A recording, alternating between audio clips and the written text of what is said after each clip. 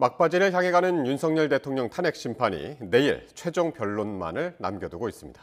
변론 전략을 세운 윤 대통령과 국회 측은 막바지 점검에 나섰는데 특히 윤 대통령이 밝힐 최후 진술에 관심이 쏠립니다. 먼저 차정은 기자의 보도입니다. 국회 탄핵안 의결 73일 만에 진행되는 마지막 변론에서는 그동안 못다한 증거 조사를 먼저 하게 됩니다. 이후 국회 측과 윤 대통령 측 순서로 각각 2시간씩 최종 변론을 하고 최후 의견 진술이 이어집니다.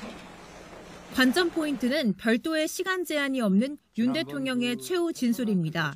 현직 대통령이 최후 진술에 직접 나서는 건 헌정사 최초이기 때문입니다. 앞서 탄핵 심판을 받았던 노무현 전 대통령과 박근혜 전 대통령은 변론 절차부터 선고 당일까지 심판정에 출석하지 않았습니다.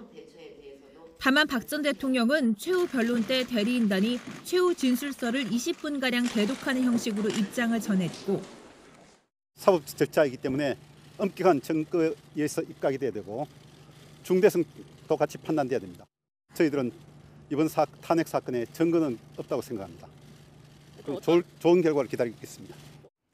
노 전 대통령은 별도의 입장 공개 없이 변호인단이 최후 진술을 했습니다. 전체 변론 과정에서 어느 쪽의 주장이 더 타당성이 있는지 하는 것은 구경하는 사람들의 눈에도 뻔히 보이는 법입니다. 윤 대통령은 주말에 이어 변론 하루 전까지 구치소로 접견한 변호인단과 변론 전략을 논의하며 직접 최후 진술서를 작성했습니다. 헌재는 이번 변론 기일에 선고 기일을 바로 언급하지 않고 추후 날짜를 잡아 통지할 걸로 예상되는데 전례에 따라 다음 달 중순쯤 선고가 이뤄질 거란 관측입니다. YTN 차정은입니다. 윤석열 대통령은 최종 변론을 앞두고 최후 진술을 직접 준비하고 있는 것으로 알려졌습니다. 계엄의 정당성 등을 거듭 강조할 것으로 보이는데 대국민 사과나 개헌 제안이 포함될지 주목됩니다. 신윤정 기자입니다. 윤석열 대통령은 현직 대통령으로는 헌정사 처음 헌재 탄핵 심판 최후 진술에 직접 나설 예정입니다. 주말에 이어 최종 변론 하루 전까지 변호인단과 접견해 변론 전략을 가다듬었고 진술 원고를 6필로 작성한 것으로 전해졌습니다. 대통령실과 변호인단은 윤 대통령이 고심할 내용이라며 말을 아끼고 있는데 앞선 변론기일에서처럼 비상계엄 선포의 정당성을 강조하는 내용이 큰 골격을 이룰 거란 전망입니다. 제가 취임하기 전부터도 민주당과 야권에서는 선제 탄핵을 주장하면서 제가 이 계엄을 선포하기 전까지 무려 178회를 퇴진과 탄핵 요구를 했고요. 국론 분열과 사회적 혼란을 야기한 데 대해 유감 표명이나 대국민 사과를 하는 방안도 검토되고 있는 것으로 알려졌습니다. 국민에 대한 사과 말씀도 들어가 있을 것 같고 대통령의 명령과 지시를 따른 그런 분들에 대한 어떤 선처라든가 탄핵 소추가 기각될 경우 자신의 임기 단축을 전제로 개헌을 약속할 수 있다는 관측도 여권 안팎에서 계속 흘러나오고 있습니다. 임기에 연연하지 않는다는 발언을 이어온 데다 직무에 복귀하더라도 정치적 리더십에 타격을 받은 만큼 고려할 만한 선택지라는 분석이 설득력을 얻고 있습니다. 대통령 임기 자리 보존에 연연해온 적이 없습니다.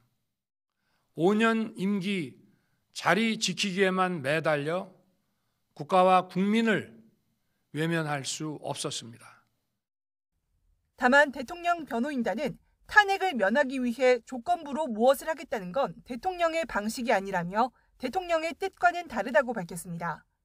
이와 함께 탄핵 반대에 동참한 청년 세대에 대한 감사와 세대 통합 메시지도 거론되는데 어떤 결과가 나오든 승복하겠다는 내용을 포함할지가 국론 분열 봉합의 열쇠가 될 전망입니다.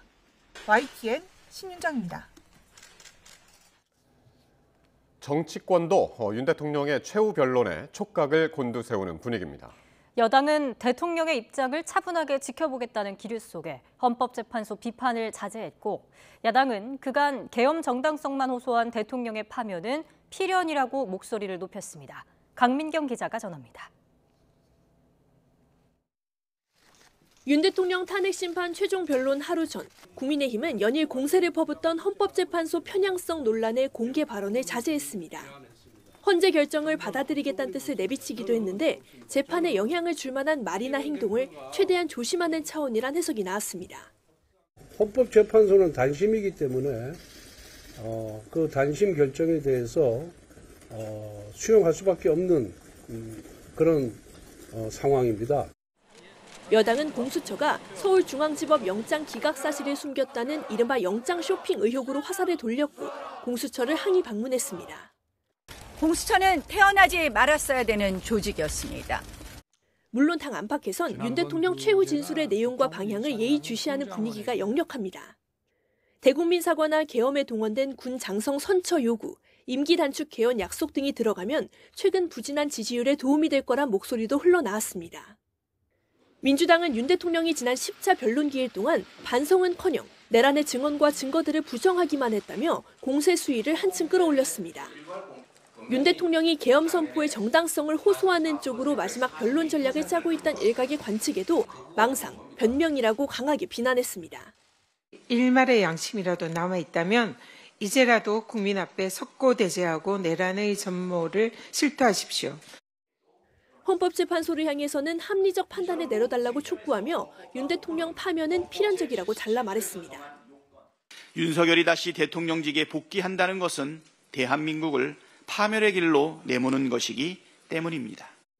국회 측 탄핵소추단도 마지막 회의를 열고 최후 변론 전략을 검토했습니다. 국회 탄핵소추단은 윤 대통령이 군대와 경찰을 동원해 국회와 선관위 등 헌법기관 침탈을 시도했다는 점을 부각하며 파면의 필요성을 강조할 걸로 예상됩니다. YTN 강민경입니다.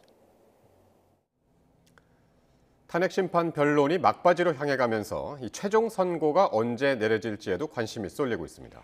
과거 박근혜 전 대통령 탄핵 심판 때는 선고 이틀 전에, 고 노무현 전 대통령 때는 사흘 전에 일시가 공개됐습니다. 보도에 김주영 기자입니다. 윤석열 대통령 탄핵 심판의 변론 기일은 이제 한 차례만을 남겨놓고 있습니다. 소추위원과 피청구인 본인께 최종 의견 진술 기회를 드리는데 이때는 시간 제한을 하지 않겠습니다. 재판관들끼리 논의를 진행하는 평일을 몇 차례 거친 뒤 곧바로 최종 선고가 내려지는데 2주가량 시간이 걸릴 것으로 예상됩니다. 최종 선고에 대한 관심이 커져가는 만큼 선고일이 언제 발표될지도 관심입니다. 고 노무현 전 대통령 탄핵 심판 당시에는 2004년 5월 11일 화요일에 선고일자가 공개됐습니다. 선고가 내려진 14일 금요일보다 사흘 앞선 때였습니다. 하여튼 큰 틀은 다 끝이 났다고 보시면 되고 결정문도 빼대는 거의 됐다고 보시면 되고 결정문을 따듬는 문제와 박근혜 전 대통령 때는 이보다 시간이 더 짧았습니다.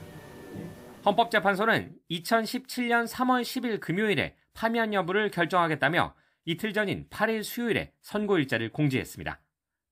사전 공지에 대한 규정이 존재하는 것은 아니지만 통상적으로 볼 때 이번 윤 대통령 선고일자 역시 2, 3일 전쯤 확정될 것으로 보입니다. YTN 김주영입니다. 윤석열 대통령 탄핵 심판 선고가 다음 달 나올 것으로 예상되면서 경찰도 비상에 걸렸습니다. 경찰은 최고 비상 단계인 가포 비상 발령과 헌법재판관 신변 보호 강화를 검토하고 있습니다. 양동훈 기자입니다. 윤석열 대통령 탄핵 심판 변론 기일마다 서울구치소와 헌법재판소 앞에 찬반 양측 집회가 이어지는 가운데 다음 달 중순으로 예상되는 선고일에는 더 많은 인파가 몰릴 것으로 예상됩니다. 자칫 찬반 양측 충돌 등 돌발 상황도 우려되는데 경찰도 대비 태세를 강화하고 있습니다. 선고 당일은 가용 경찰력 총동원할 예정입니다. 선고 당일날 문제가 발생하지 않도록 최대한 대비하겠습니다. 특히 서울경찰청은 가포 비상 발령을 검토하고 나섰습니다. 가포 비상은 경찰관들의 연가를 중지하고 가용 경찰력을 100%까지 동원하며 지휘관과 참모도 사무실이나 현장에 위치해야 하는 최고 수준의 비상 단계인데 박현수 서울경찰청장 직무대리는 전대미문의 상황인 만큼 사고가 발생하지 않도록 철저히 대비하겠다며 경찰청에 가포 비상 발령을 건의할 예정이고 긍정적으로 받아들여질 것 같다고 밝혔습니다. 경찰은 이와 함께 헌법재판소 재판관에 대한 경호 수준을 높이는 방안도 검토하고 있습니다. 서부지법 폭동 당시 일부 시위대가 윤 대통령 구속영장을 발부한 판사를 찾아 나서고 인터넷에는 탄핵 심리를 진행 중인 헌법재판관과 가족의 신변 위협을 시사하는 게시글까지 등장했기 때문입니다. 최근에는 문영배 헌법재판소장 권한대행의 집 주변에서 욕설과 막말 시위가 이어지는데 이와 관련해 헌법재판소는 경찰의 수사를 의뢰하는 방안도 검토하고 있다고 밝혔습니다. 경찰은 헌법재판소 주변의 취약시설물을 점검하는 등 사전 예방 활동에 나서 만일의 사태를 철저히 방지하겠다고 강조했습니다. YTN 양동훈입니다. 이창수 서울중앙지검장 등 도이치모터스 사건을 수사한 검사 3명에 대한 탄핵 심판은 오늘 마무리됐습니다. 마지막까지도 김건희 여사에 대한 봐주기 수사 의혹을 둘러싸고 공방이 이어졌습니다. 김태원 기자입니다. 도이치모터스 사건을 수사한 검사 3명의 탄핵 심판 2차 변론에선 피청구인들에 대한 직접 신문이 진행됐습니다. 국회 측 질문은 김 여사 불기소 처분 당시 불거진 허위 브리핑 의혹에 초점이 맞춰졌습니다. 도이치 사건과 관련해 김 여사에 대한 압수수색 영장을 청구한 적 없으면서 있었다는 식으로 거짓 답변을 했다는 지적에 대해 검사들은 함께 수사하던 다른 사건 영장에 도이치모터스 사건 수사 상황도 담겨 있었다며 허위 답변이 아니었다고 반박했습니다. 코바나 컨텐츠 사건에 도이치모터스와 권오수, 김건희 등이 있기 때문에 압수수색 대상을 보면 도이치모터스의 주주 현황, 주가 상황 등에 대한 압수수색 대상도 기재되어 있었습니다. 또 봐주기식 수사를 한 것 아니냐는 추궁엔 필요한 수사를 충분히 진행했다고 강조했습니다. 여사의 모친도 조사를 했고 여사도 서면 조사도 했고 그다음에 대면 조사도 했고 그다음에 관련 계좌들도 조사를 했습니다. 저는 충분히 필요한 조사를 했다고 생각합니다. 최후 진술에 나선 검사들은 증거와 법리에 따라 사건을 처리했는데도 결과가 마음에 들지 않는다는 이유로 탄핵소추가 제기된 것이라고 거듭 강조했습니다. 그 결과가 마음에 들지 않는다고 해서 사법 불복 절차를 뛰어넘어서 헌법상 극히 예외적으로 행사되어야 할 탄핵소추권을 저뿐만 아니라 차장이나 주임검사에게까지 행사한다는 것은 반면 국회 측은 검사들이 미리 김 여사에 대한 불기소 결론을 정해놓고 졸속으로 사건을 처리해 국민 신임을 배반했다고 주장했습니다. 회의가 끝나자마자 불기소 처분 기자회견을 하고 보도자료를 배포했습니다. 그야말로 결론을 정해놓고 일사천리로 진행했습니다. 철저하게 그리고 신중하게 수사를 한 것처럼 외관이 형성되어 있었습니다. 헌재는 2차례 기일을 끝으로 변론을 종결하고 추후 선고 기일을 통지하겠다고 밝혔습니다. YTN 김태원입니다. 명태균 씨가 연일 범여권 대선 주자들을 겨냥한 폭로성 주장을 이어가고 있습니다. 야당은 이른바 명태균 특검법을 이번 주 목요일 본회의에서 처리한다는 방침입니다. 나혜인 기자의 보도입니다. 명태균 씨 변호인은 명 씨가 홍준표 대구시장을 만난 건 자기가 아는 것만 4번이라고 주장했습니다. 한 번도 만난 적 없다는 홍 시장 주장은 거짓이라는 겁니다. 특히 지난 대선 직전인 2022년 1월엔 서울 강남에서 당시 윤석열 후보와의 만남을 주선했고 홍 시장은 이 자리에서 공천을 언급했다는 의혹을 제기했습니다. 홍준표가 윤석열 후보에게 종로구 국회의원의 최재형 전 감사원장 전략 공천해 줄 것을 요청합니다. 장인보다 자주 만난 사람이 홍준표다. 오세훈 서울시장을 겨냥해선 2021년 보궐선거를 앞두고 김영선 전 의원에게 공공기관 사장 자리를 주려 했다는 주장을 폈습니다.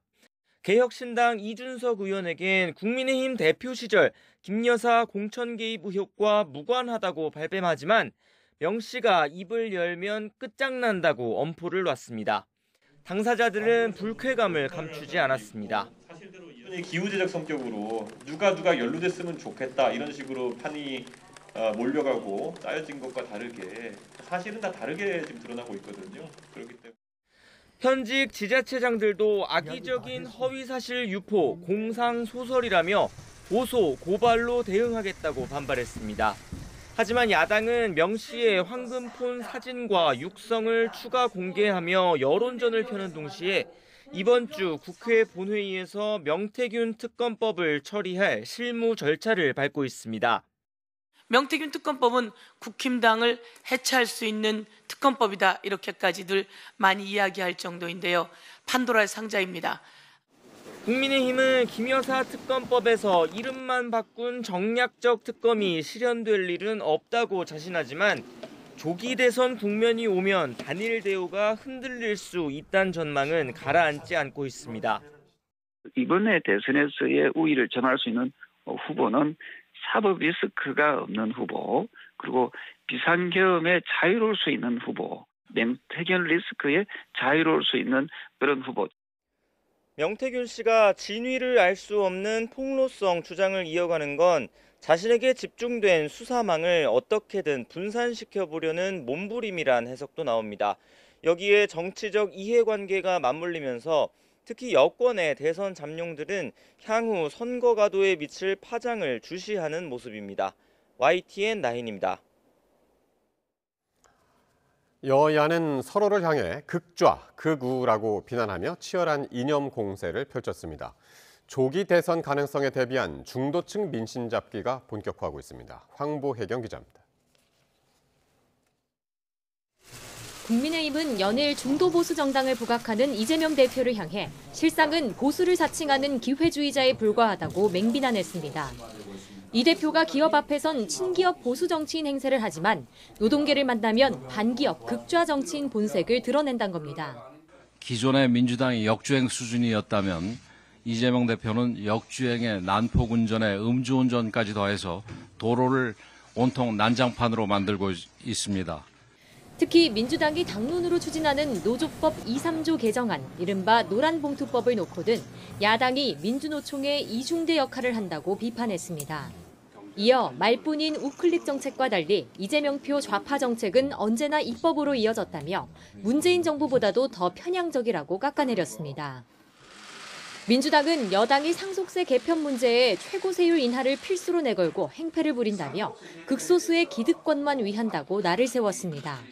이어 계엄 이후에는 내란 우두머리를 지키는 극우 정당이 돼버렸다면서 아예 당 이름까지 바꾸라고 맞받았습니다.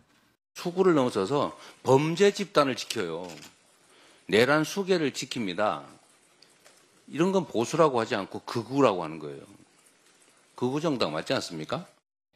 다시 돌아가도 국회의 계엄 해제 의결에 불참하겠다는 취지로 말한 국민의힘 권영세 비대위원장을 향해서도 비판 수위를 끌어올렸습니다.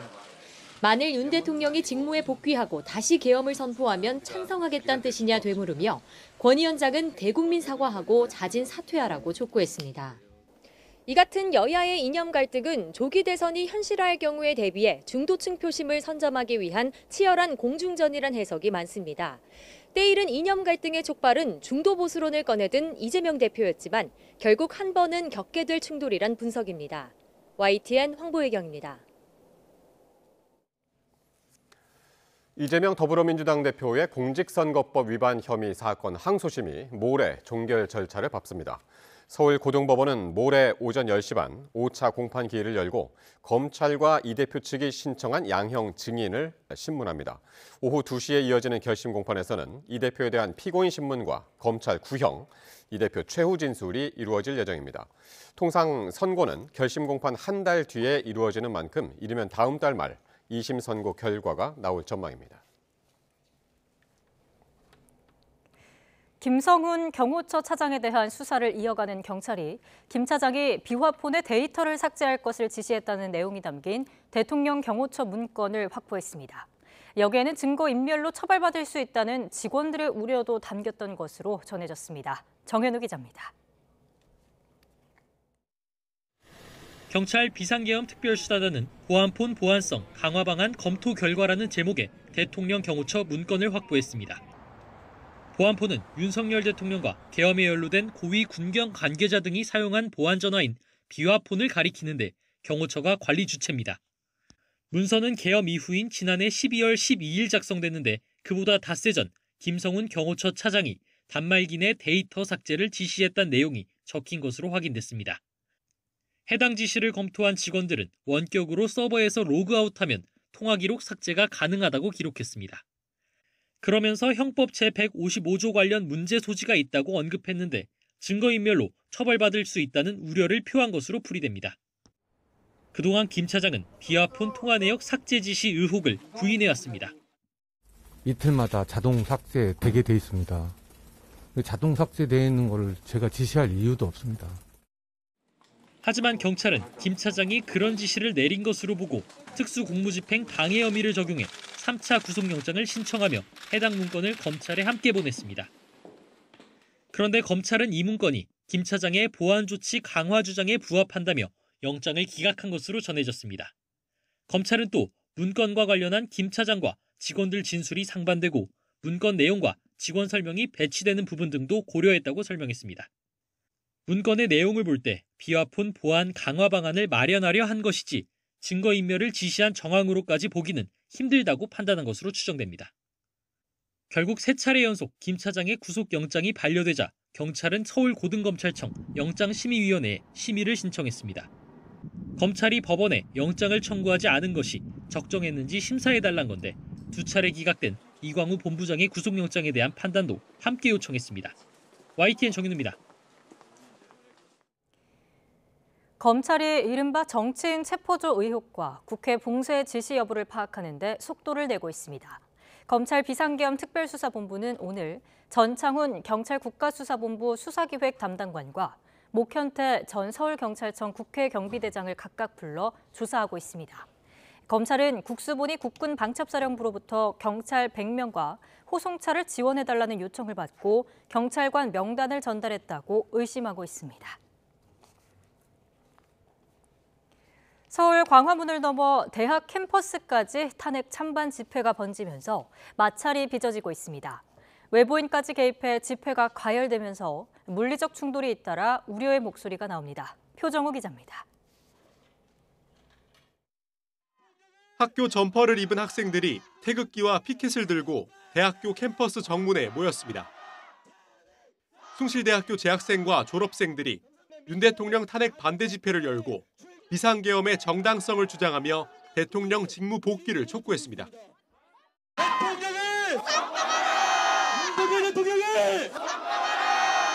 숭실대뿐만 아니라 서울대와 부산대 등 대학가 탄핵 찬반 집회가 연속적으로 벌어지고 있습니다. 부산대에서는 정문 앞 11.6 부마 민주항쟁로를 따라 찬반 양측이 나란히 모였습니다. 부마 항쟁의 성지 부산대학교를 모욕하는 내란 세력을 규탄한다. 수도권 대학에서 잇따른 찬반 갈등이 부산까지 번진 건데 탄핵 반대 측에는 일부 외부인들이 동참하기도 했습니다. 앞서 서울대와 고려대에서도 탄핵 찬반 집회가 동시에 열리며 참가자들이 대립했는데 이때도 유튜버나 시민단체 등 외부인들이 다수 몰리면서 충돌이 격해졌습니다. 약 300명 중에 20명 정도만 대학생으로 확인이 됐었거든요. 유튜버 두 분이서 싸우다가 이슈를 불러일으키기 위한 앰뷸런스였어요. 실제 온라인 커뮤니티에는 대학가 집회를 도와달라는 글이 다수 올라오며 외부 세력이 조직적으로 동원된 것 아니냐는 의혹도 제기되는데 대학의 자율성을 해치며 집회의 본질을 해칠 수 있다는 우려가 나옵니다.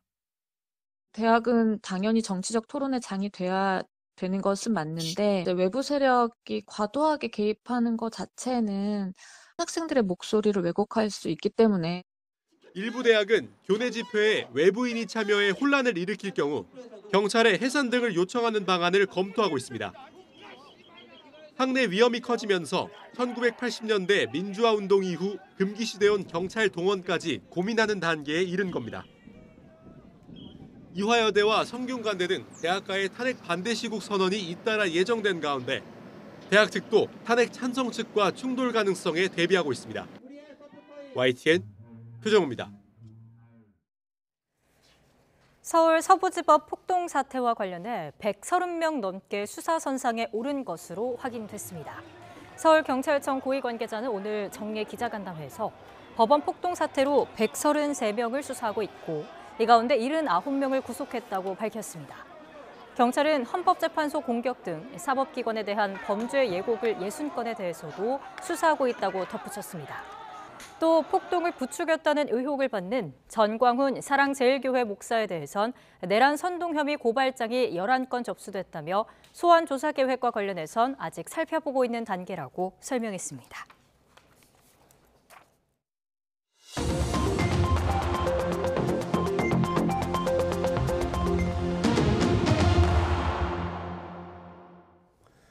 정치권 관심 뉴스 짚어보는 포커스 나이트 시간입니다. 오늘은 최진영 변호사, 최진 대통령 리더십 연구원장과 함께합니다. 네, 어서 오십시오. 반갑습니다. 네.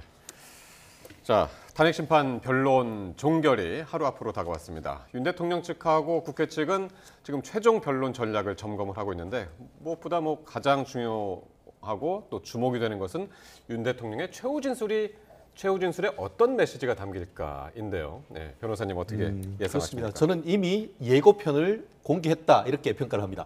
네. 아시다시피 윤 대통령이 지난번 체포될 당시 체포된 직후에 본인이 그날 밤 썼던 6필 원고 한 8,000자를 실질적으로 공개했는데 저는 그 내용을 봤을 때 그것은 헌법재판소에서 출석해서 얘기할 수 있는 최초의 말씀 내지는 최후 진술로 전 예측을 했습니다.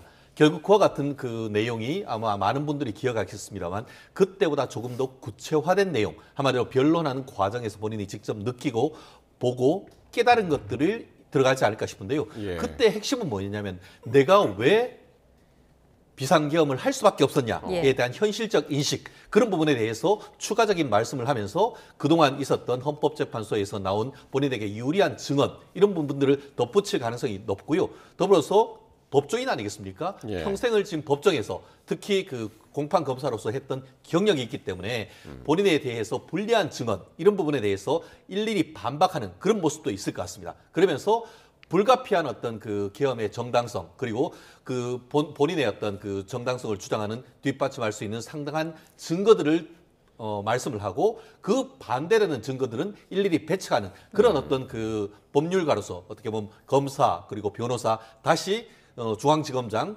그리고 또 그 검찰총장까지 하면서 이 본인이 익혔던 그런 변론수를 최집결한 모습을 보일 수 있을 것 같은데요. 그것은 헌법재판관을 위한 메시지뿐만 아니고 일부는 대국민 메시지로 담을 수 있는 그런 부분이 어떻게 보면은 저는 생각을 하고 있고 예. 아마 지금 현재 윤석열 대통령의 변호인단의 감수도 있을 가능성이 높습니다.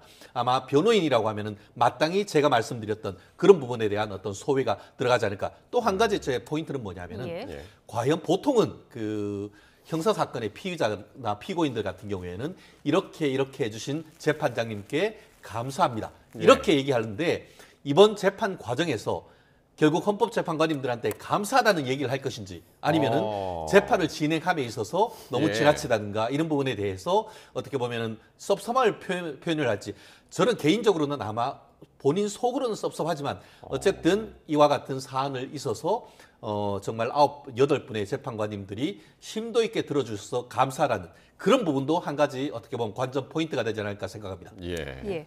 저는 지난번에 6필 원고 이제 8,000자 쓰셨다고 했는데 이번에는 시간 제한이 없기 때문에 더 많은 말씀을 충분히 알 수 있는 것 같습니다만은 근데 이미 충분히 이제 윤석열 대통령 얘기한 걸 방금 말씀하셨던 예고편 충분히 나왔기 때문에 그런 발언의 요지보다는 이제 궁금한 마지막 승부수.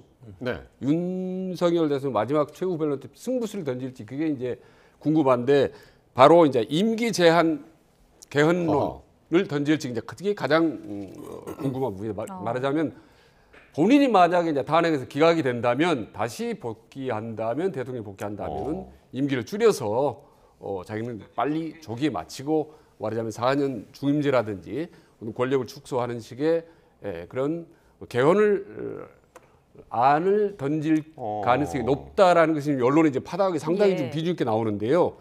말하자면 이제 본인이 어떻게 보면 최후 마지막 순간입니다. 지금 거의 탄핵 인용할 가능성이 높다라는 여론이 파다한 상태에서 본인으로서는 어떻게 보면 마지막 절박한 순간에 막판 헌재 재판관들을 향한 혹은 국민들을 향한 마지막 본인의 어떤 고육지책 비슷한 카드를 던질 가능성이 높다라는 언론이 나옵니다만은 일단 저는 그 카드를 내세우더라도 저는 아직 대세에는 저는 큰 지장은 없다고 봅니다. 이미 큰 흐름이 이제 진행되고 있고, 그리고 이제 윤 대통령이 막판에 고민하고 있는 거는 이걸 내세우면 자칫 본인이 궁지에 몰려서 읍소 작전 비슷하게 비치지 않을까라는 걸 마지막에 고민하고 있다고 봅니다.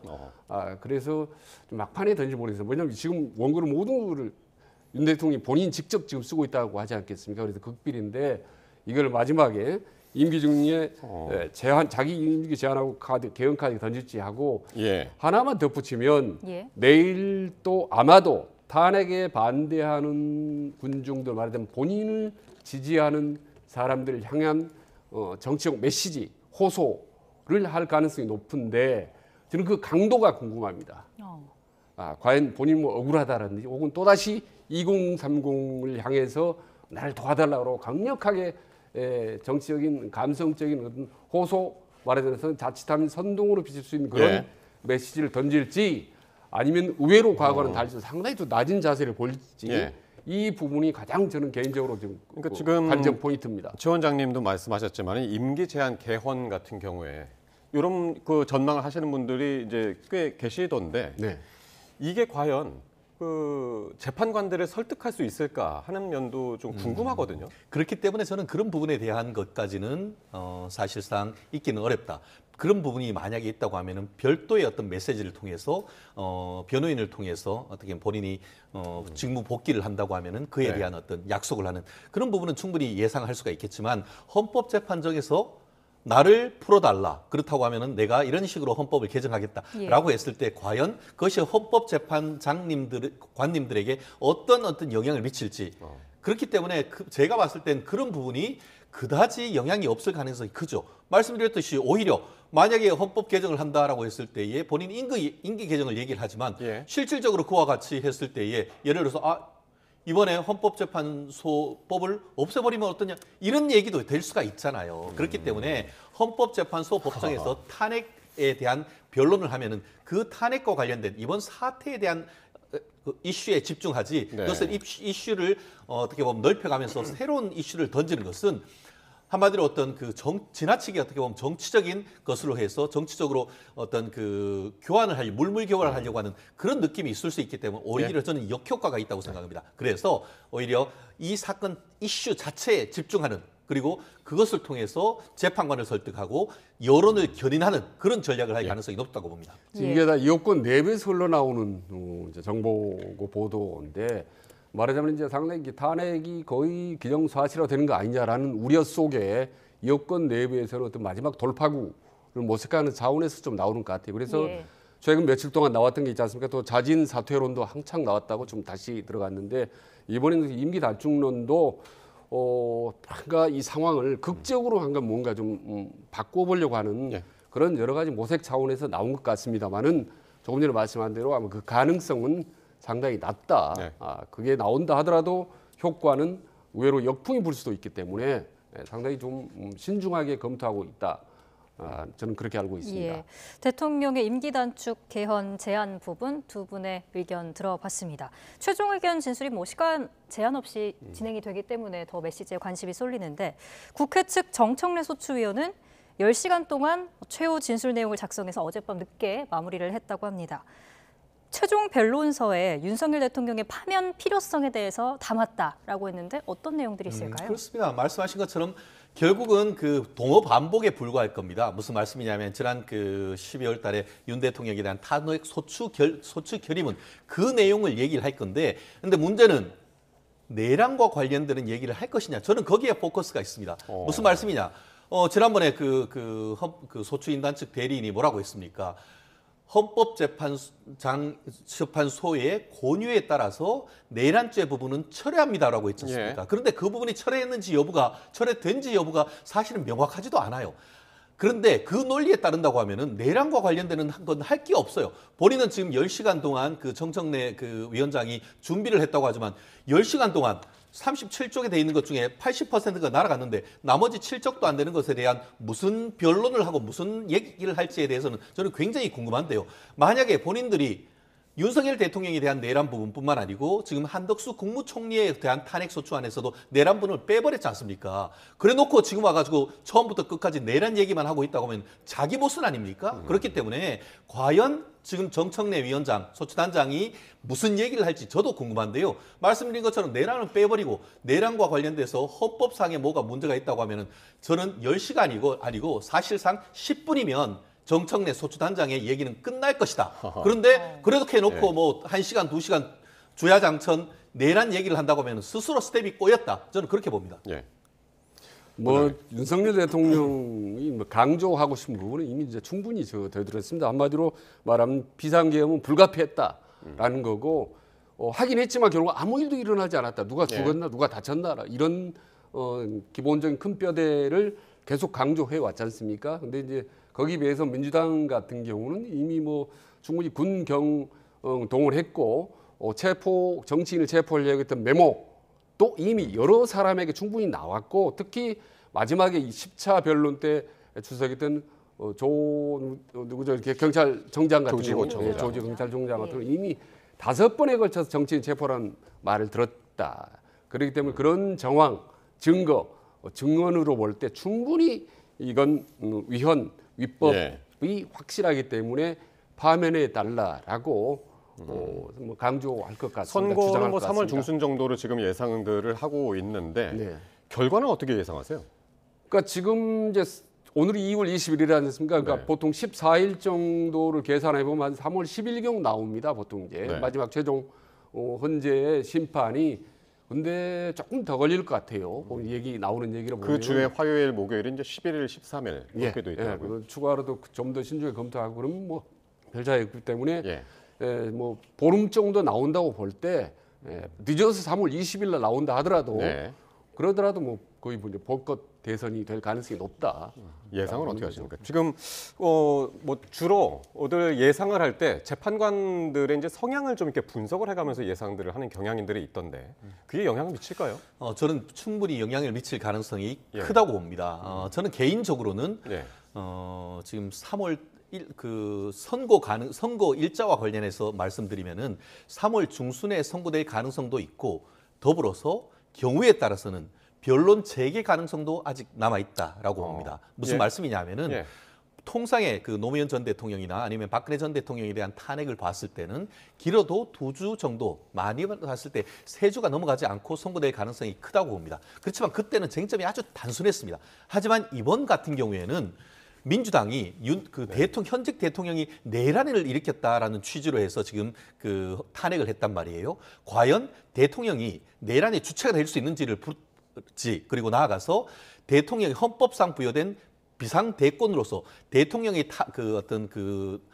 이와 같은 그 비상계엄의 어떤 범위가 어떤 것인지 비록 헌법에는 행정부와 또 사법부에 대해서만 특별한 조치를 할 수 있다라고 했지만 이와 같이 어떻게 보면 그 헌법상의 이 대통령이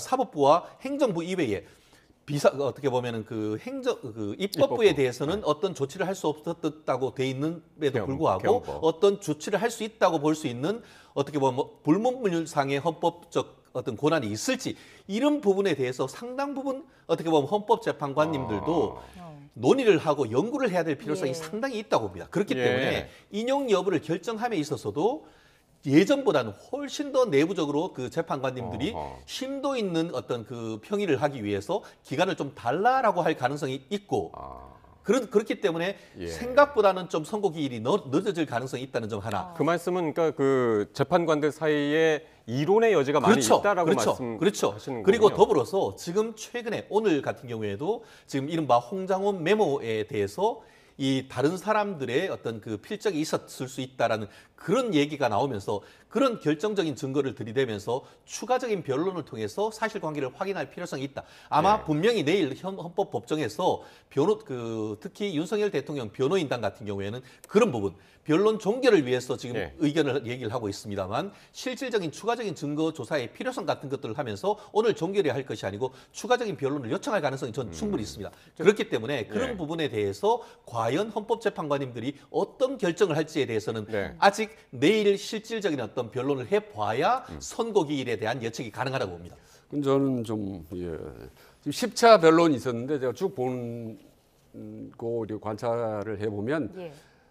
윤석열 대통령이 유리한 증언이나 물증 거의 없어요. 거의 할 수가 없어요. 대신 반대로 윤 대통령이 좀 불리한 증언들이나 물증들이 계속 나왔었고 그렇기 때문에 저는 변론이 이렇게 후반부로 갈수록 대통령이 불리하겠다라는 생각을 했고 그리고 만약에 현재 지금 재판관 8명 아니겠습니까? 뭔가 이론이 있거나 다른 조짐이 있었다면 소리가 나왔을 겁니다. 발수로.所以 저희들에게 들렸거나 아니면 언론에 나왔거나 한 번도 현재 재판관들 사이 이견이 있었다는 언론 보도 본 적이 있습니까? 한 번도 없어요. 그리고 8분 중에 6명 이상이 찬성을 해야 이게 인용이 되는 건데. 예, 그렇습니다. 그건 충분하다고 보시나요? 8명이 거의 탄핵 인용의 분위기지 거기에 아니다라고 기각의 분위기로 나오는 목소리가 한 번도 없었다는 거죠. 그리고 이제 아시다시피 진보가 3명이고 보수 성향의 재판관 2명 아닙니까? 중도 성향이 3명입니다. 그러니까 5명이, 그러니까 보수 중도 합해 5명이 재판관이 그 중에서 다른 목소리가 나올 법도 한데 말하자면 이거 탄핵을 기각을 짐작케 하는 그런 목소리나 얘기가 나올 법도 한데 한 번도 그런 적이 없었어요. 알겠습니다. 그렇기 때문에 이거는 거의 탄핵 인용의 분위기로 가고 더구나 최근 들어서 보면요. 국민의힘 여권 보면은 핵심들조차도 아예 그냥 탄핵을 인용된다라는 기정사실화되는 분위기로 가고 있는 것 같아요. 그래서 이게 뒤집어질 가능성이 있다. 탄핵이 이게 안 될 가능성이 있다라는 조짐이라든지 발언이라든지 흐름이라든지 어떤 증거를 하나도 보지는 못했습니다. 예. 앞선 탄핵 심판을 보면 선고 날짜도 미리 공개가 됐던 만큼 재판부의 결정을 주목해 봐야겠습니다. 이런 가운데 여권 잠룡들의 움직임도 빨라지고 있습니다. 어제 안철수 의원이 국회에서 기자회견을 열고 이런 말을 했습니다.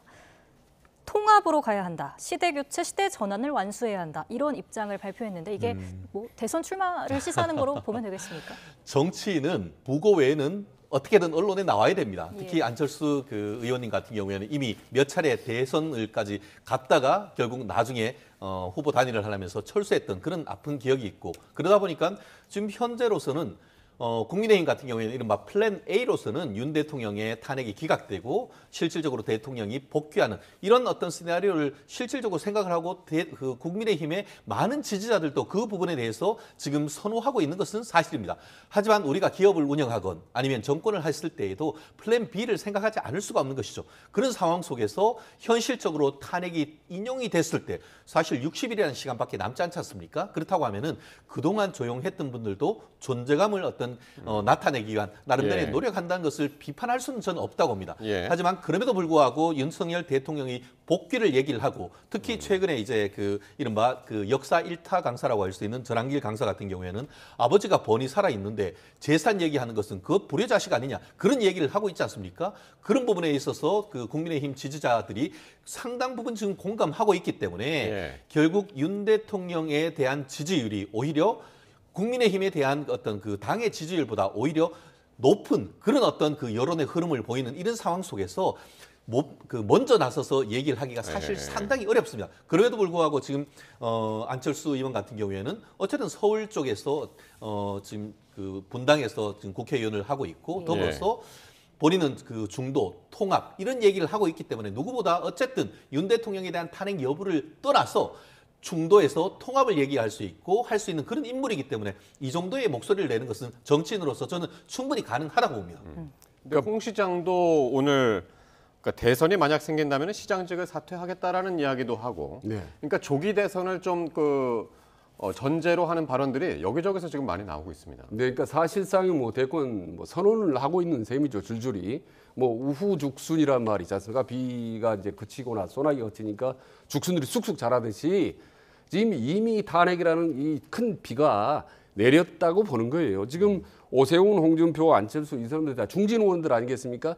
나름대로 상당히 정보가 많을 거예요. 만약에 이렇게 대권 선언을 했는데 탄핵이 만약에 기각됐을 경우는 본인은 아주 우습게 되는 거죠. 그러니까 그래서 지금 여권 핵심 차기 대권 지자들은 이미 탄핵이 인용될 가능성이 매우 높다라는 걸 이미 자체적으로 상당히 파악하고 있는 거고 본인들은 이미 그 행보를 아주 빠르게 신속하게 하고 있는 겁니다. 설령 김문수 장관조차도 사실 어떻게 보면 얼마 전에 토론회 때 뭐 58명, 58명이나 되는 이제 여당원이 몰려갈 정도로 사실상의 그런 대권 행보를 하고 있는 거 보면 이런 뭐 누구도 말릴 수 없는 대세가 빨리 큰 흐름이 지금 진행되고 있다. 그렇게 보여집니다. 예, 여권 잠룡들의 움직임 살펴보고 있습니다. 조경태 의원은 한동훈 전 대표를 언급하면서 이번 대선에서 우위를 점할 수 있는 후보다 이렇게 추켜 세웠는데요. 녹취 직접 듣고 오겠습니다. 이번에 대선에서의 우위를 점할 수 있는 후보는 사법 리스크가 없는 후보, 그리고 비상계엄에 자유로울 수 있는 후보, 맹태균 리스크에 자유로울 수 있는 그런 후보, 즉 이 세 가지를 만족시킬 수 있는 공통분모에 있는 후보가 상당히 좀 우위를 점할 수 있다. 예, 명태균 의혹에서 자유로운 후보로 한동훈 띄우게 나선 건데 어떻게 보셨습니까? 그렇습니다. 뭐 본인이 지지하는 분에 대해서 이렇게 표현하는 것은 너무나 당연한 것이고요. 사법 리스크가 없는 후보. 한마디로 이재명 더불어민주당 대표를 저격하는 것 아니겠습니까? 그리고 명태균 리스크가 없는 후보. 결국 그 오세훈 서울시장이라든가 홍준표 시장 이런 부분에 대해서 한 분 한 분 한쪽은 총을 외부로 또 한쪽은 총을 내부로 돌렸는데요. 저는 이것은 그리 중요한 것은 아니라고 봅니다. 말씀드린 것처럼 지금 뭐 비상계엄의 자유로운 후보라고 했는데 비상계엄을 선포했는 윤석열 대통령에 대한 지지율이 오히려 본인이 그 대통령으로 당선됐을 때보다 더 높은 지지율로 나오는 여론조사가 많단 말이에요. 그렇다고 하면은 이 세 가지 기준을 얘기하고 있습니다만 과연 이 기준이 과연 이번 만약에 조기 대선이 현실화됐을 때 맞을 수 있느냐. 오히려 비상계엄을 했기 때문에 그 윤석열 대통령을 중심으로서 국민의힘이 훨씬 더 지금 지지율을 견인하고 있는데 이런 전략이 맞는지에 대해서는 사실 어떤 이상과 현실의 괴리가 아닌가 그런 생각이 들고요. 결국 이렇게 했을 때 국민의힘이라는 그 보수 자유우파 조보수 정당의 후보로서 한동훈 전 대표가 그럼 적절한가 했을 때에 저 또한 나름대로 어떤 젊은 리더십을 보이는 것은 긍정적이라고 봅니다. 하지만 현 상태에서 대구, 경북, TK, PK에서의 어떤 그 지지율이 없이 과연 국민의힘의 그 대선 후보가 될 수 있느냐라고 했을 때는 이른바 배신자 프레임 이런 부분에 있어서 지난 그 윤석열 대통령이 비상계엄을 선포하자마자 바로 돌아서서 한동훈 대표가 불법이고 위헌적인 비상계엄이다라고 했는 부분 그리고 이후에도 지속적인 어떤 탄핵을 찬성했던 그런 흐름이 과연 국민의힘을 지지하는 내부적인 당원들의 어떤 표를 받을 수 있을지 오히려 그런 부분에 대해서 어떤 리더십을 보여주는지 이런 부분이 오히려 핵심이 될 것이지 지금 말씀하셨던 이 세 가지 기준에 합당한 후보가 한동훈 대표다라는 것은 저는 조경태 의원의 개인적인 생각이라고 봅니다. 변호사님 그럼 이 이야기는 어떻게 보시나요? 그러니까 안철수 의원이 어제 얘기한 건데 탄핵이 인용되면 국민이 전략적으로 판단할 것이다. 그러니까 지금하고 전국 변화가 정치적인 변화, 국민의 인식 이게 많이 변할 것이다라고 그랬단 말이에요. 저는 조금 생각이 다른데요. 말씀드린 것처럼 윤 대통령 같은 경우에는 초기에 특히 저 또한 굉장히 비판적이었어요. 비상계엄. 그때는 윤 대통령이 이게 제정신이냐 이런 생각을 많이 했었지 않습니까? 그렇지만 그 이후에 나오는 증거라든가 지금 입법농단 또 예산농단, 탄핵농단으로 해서 사실상 민주당으로 인해서 정부가 기능을 거의 제대로 발휘할 수 없는 그런 상태에 대한 많은 국민들이 깨달음이 있었단 말이에요. 그렇게 되면서 그렇게 된 상황 속에서 플러스 공수처의 무도한 어떤 그 윤석열 대통령에 대한 그 체포를 하는 과정에서 어떻게 보면은 가해자가 피해자 프레임으로 상당 부분 전환이 되면서 윤 대통령에 대한 어떤 그 동정 여론 그런 부분이 윤 대통령에 대한 전통적인 지지세뿐만 아니고 2030 젊은 세대들까지 이렇게 결집하는 그런 효과가 되어버렸단 말이에요. 그렇기 때문에 윤 대통령에 대한 탄핵이 인용됐을 때는 사실 저는 그렇게 생각합니다. 윤 대통령에 대한 그 탄핵을 반대했던 사람들은 절대 이탈해서 민주당을 찍을 가능성은 저는 없다고 봅니다. 오히려 윤 대통령이 이런 그 어떤 지금까지 했던 민주당의 무도한 어떤 그 사실상의 어떤 헌법이 대통령제를 국회 그 의원 내각제처럼 운영하는 그런 데 대한 반감 더불어서 이재명 대표에 대한 일극 체제 그리고 사법 리스크 이런 부분으로 인해서 중도층이 오히려 윤 대통령 아니면 국민의힘에 대한 지지세로 흡수될 가능성 저는 그것이 있기 때문에 이번 대선은 설령 윤 대통령이 탄핵이 인용이 된다 하더라도 지난번 박근혜 전 대통령 때에 문재인 대통령이 승리했던 그런 구도는 나오기 어렵다고 봅니다. 그러니까 탄핵이 인용되면 탄핵 결과에 대한 반발이 오히려 더 결집세가 강해질 가능성이 높다고 봅니다. 그 반발이 강해진 사람들은 보수층들 아니겠습니까? 저는 이제 그 부분은 우리 전임 변호사님과 생각이 많이 좀 다른데요. 일단 그 탄핵이 인용되든 기각이 되든 간에 보수와 진보 지지층은 별 변화가 없을 겁니다. 막 그런 점에서 전임 변호사님 그 부분이 이제 의견이 비슷한데 다만 우리가 이제 주시할 부분은 이제 중도층이죠. 중도층을 보면은 계엄 때 그리고 한덕수 총리 탄핵 때 그리고 서울지방 남동 사건 때 그때마다 중요한 고비 때마다 이렇게 상당히 좀 요동을 쳤었거든요. 그래서 저는 이번엔 탄핵이 만약에 인용이 될 경우에 그때는 상당히 한 번 더 저는 중도층이 크게 움직일 거라고 봅니다. 저는 반대로 그때 중도층이 상당 부분 오히려 윤석열로부터 떠나서 오히려 이탈할 가능성이 더 높다고 보는 거죠. 최근 탄핵 이후로 보면 거의 중도층만 놓고 여론조사로 보면은 그때 한덕수 탄핵 때 하고 윤석열 대통령 체포 때 외에는 중도층이 거의 10%포인트 이상 민주당 항상 높습니다. 민주당이 예뻐서는 아니고 계엄에 대한 거부감이 워낙 강하기 때문에 중도층은 계속 윤석열 대통령이나 국민의힘에 대해서 비판적인 그런 기류가 많다는 거고 그리고 막상 헌재가 끝나고 나면 더 국민힘이나 윤석열 대통령으로부터 중도층이 이탈할 가능성이 훨씬 더 높다고 보는 거고요. 그리고 이제 아까 하나 더 한동훈 보면 저는 이제 조경태 의원의 말에 저는 이제 일리가 있다고 봅니다. 거기다 이제 중도 확장성까지 합하면 한동훈에 대한 기대감 뭐 이런 것도 상당히 좀 있다고 봅니다. 다만 또 검사냐라는 부분을 어떻게 극복할지가 저는 의문이에요. 한동훈이 윤석열 대통령 검사인데 한동훈 또 검사 출신 대통령 후보냐라고 하는 부분에 대해서 한동훈 측이 어떻게 이걸 극복할지 한동훈 그 측근이 그런 얘기를 했더라고요. 한동훈 시즌 1이 사람을 죽이는 살인검이었다면 이번에 다시 딴 등장하면 한동훈 시즌 2는 활인검이다. 사람을 살리는 활인검이다. 그 활인검 때문에 근데 사람을 살리는 활인검 말하자면 국민힘이나 보수를 살릴 수 있는 청사진을 어떻게 제시할지 이게 이제 제일 큰 관건이고 책 내용도 아직 안 나왔지 않습니까? 이게 제일 이제 하나 궁금한 부분이고 또 하나는 우리 이제 최진님께서 말씀드렸다시피 친윤의 태도입니다. 친윤이 한동훈 그래 컴백했어? 그럼 너 할 대로 해봐라고 놔두는 방관적인 태도를 취할지 아니면은 계속 전처럼 과거처럼 공격적인 태도를 취할지 이 부분이 중요한 그 관건이라고 봅니다. 그래서 만약에 또다시 한동훈을 치고 다시 몰아내는 그런 페이스로 간다면은 그건 저는 국민힘이 정말 아주 몰락하고 어려운 지경에 처할 거라고 저는 보는 거죠. 뭐 어떤 결과든 혼란은 불가피할 것으로 예상이 됩니다. 이재명 대표의 이른바 중도 보수 발언 둘러싸고 지금 후폭풍이 계속되는 분위기입니다. 민주당은 국민의힘을 향해서 극우 정당이다 이렇게 날을 세우고 있는데요. 직접 듣고 이어가도록 하겠습니다. 기존의 민주당이 역주행 수준이었다면 이재명 대표는 역주행에 난폭운전에 음주운전까지 더해서 도로를 온통 난장판으로 만들고 있습니다. 민주당과 이재명 대표가 보수정당의 정책을 베낀다고 해도 성과만 제대로 낼 수 있다면 뭐가 문제겠습니까? 하지만 베끼려면 제대로 베껴야 합니다. 남의 답안지 훔쳐보며 자기 마음에 드는 분만 골라 베끼면 오히려 정답에서 더욱 벗어나게 됩니다. 대통령도 21세기 선진 대한민국에서 세상에 영구 집권해보겠다고 군정을 하겠다고 군사 쿠데타를 하지 않나.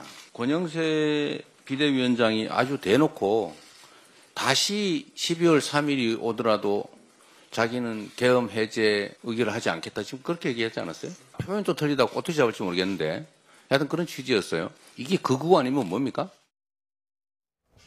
양측의 신경정 듣고 오셨습니다. 어떻게 보셨습니까? 그거는 이재명 대표 아닌가요? 본인이 뭐라고 했습니까? 내가 극우 일배 출신이라고 얘기했습니다. 그렇게 하면서 본인이 5.18에 대해서 폭도다 이런 얘기를 했다고 하면서 했던 얘기가 그대로 살아 있습니다. 그런데 언제 본인이 그와 같은 것에 대해서 어떤 전향했다는 얘기 한 적이 있습니까? 저는 그렇기 때문에 이런 식으로 어떤 사람을 국가를 갈라치게 하는 것은 있을 수 없다고 합니다. 대통령은 뭡니까? 크게 통합하는 사람이 대통령입니다. 그런데 결국 지금 어떻습니까? 이제는 광주에 금남로에 모인 사람들조차도 극우라고 하고 강기정 그 민주당 출신 광주시장 같은 경우에는 극우에게는 줄 수 있는 공간이 없다. 그리고 거기 오면은 민주 시민으로부터 죽임을 당한다. 이런 글을 올리고 있는. 그렇다고 하면은 거기에 모인 그 많은 사람들 어제 그 지난 토요일 날 이 그 대전시청에 모인 그 모든 사람들이 극우입니까? 지금 민주당 외에 국민의힘을 지지하는 오히려 그 일부 여론조사는 국민의힘의 지지율이 민주당보다 높은데 그럼 국민의힘 지지하는 사람들은 다 극우입니까? 그럼 극우밖에 반응이 있다고 하면 나머지는 극좌가 되는 것이죠. 앞으로 그러면 이재명 극좌 대표님이라고 부르면 되겠습니까? 그렇기 때문에 대통령을 하면서 모두의 대통령을 지지를 하는 그런 사람이라고 한다고 하면은 극우 극좌 다른 밑에 있는 사람들은 그렇게 해도 됩니다. 하지만 대권을 지지하는 100% 국민의 대통령을 지지하는 사람이 극우 극좌로 나눈다는 것은 저는 있을 수 없는 대통령의 자격이 있느냐에 대한 의문을 제기할 수밖에 없는 것이고요. 더불어서 우양우할 수 있습니다.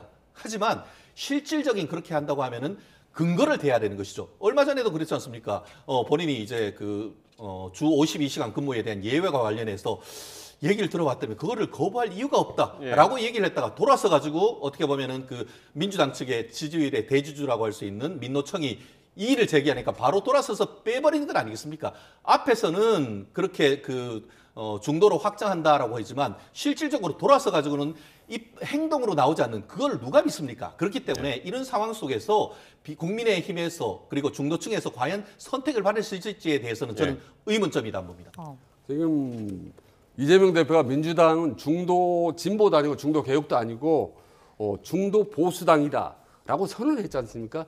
이거는 상당히 저는 이제 전략적인 발언이라고 봅니다. 사실 국민힘 당신들은 극우 정당이다라는 쪽으로 또 몰고 가기 위한 그 전략으로 봅니다. 근데 실제로 사실 요즘 국민은 보면 말이죠. 뭐 친윤 핵심들 뭐 누구 말하면 쌍권 위에 뭐 쌍전 있다는 얘기 있지 않습니까? 그 권성동 권영세 있고 또 그보다 오히려 더 힘 있는 사람이 뭐 정광훈 목사 있고 뭐 전한길 씨 있고 뭐 이런 식으로 해서 태극기나 보수 강경 보수 집단으로 몰아가기 위한 그런 이제 전략적 의도가 다분히 있다고 보는 거고 실제로 저는 안타까운 건 지금요 한번 봐보세요. 국민의힘에 중도라고 표명한 사람들의 목소리가 거의 없지 않습니까?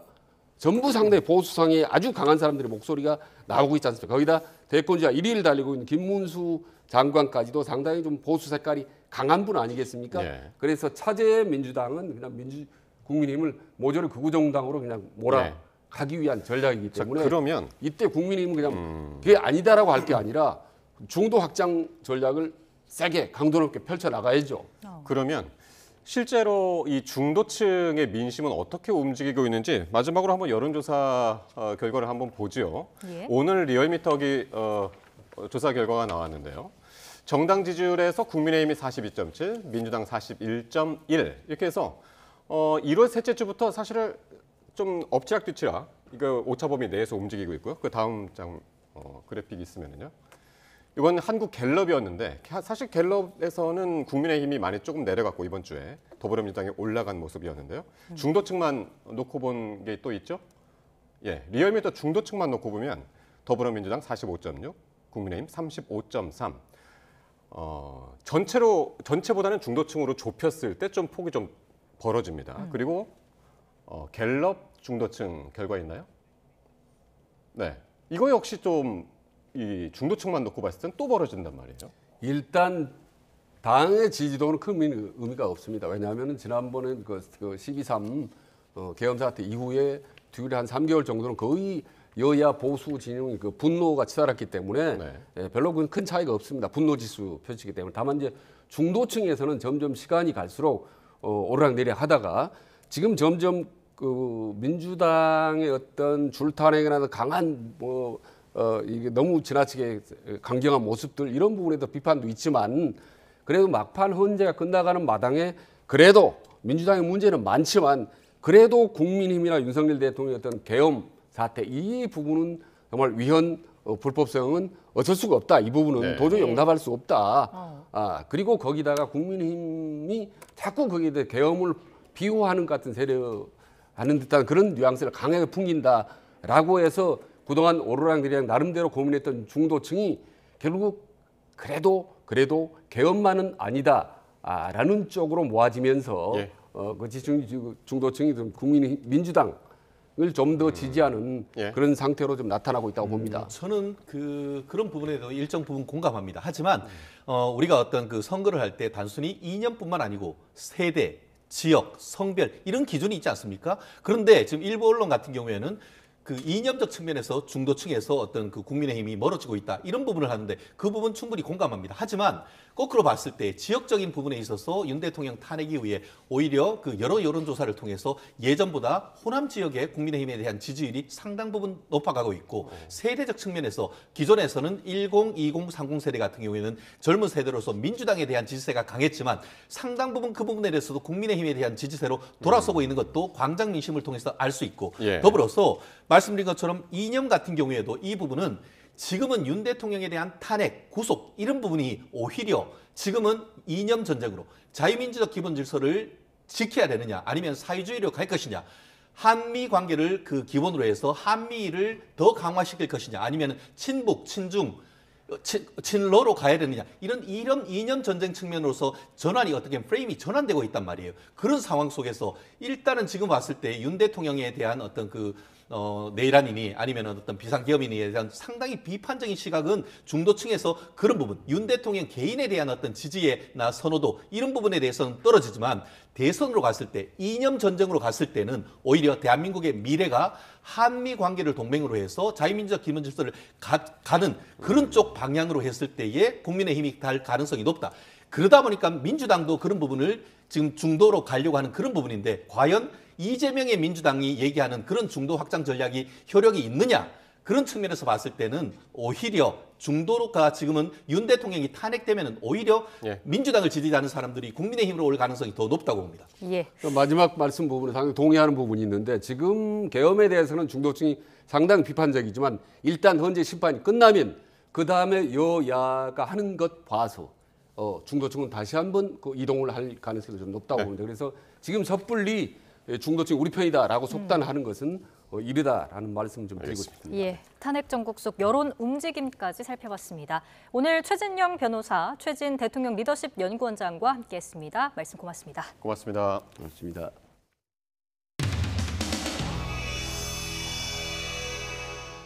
우리 존경하는 박근혜 전 대통령께서 대통령 하시다가 힘들 때 존경하는 박근혜 전 대통령께서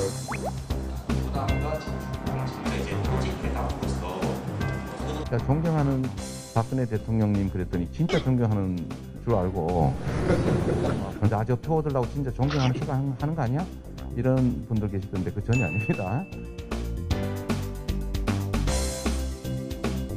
대통령께서도 우리 당의 입장을 말씀하셨는데 내 입장도 맞으면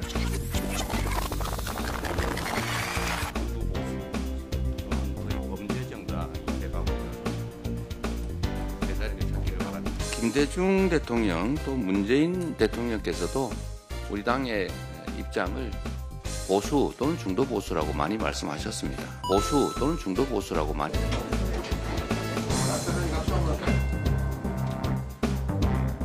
최근에 언론에서 논쟁되고 있는 성장 중심, 우클릭 이런 얘기들에 대해서 너무 혹시라도 걱정 안 하셔도 된다 이 말씀 꼭 드리고 싶어요. 지금 너무 많은데.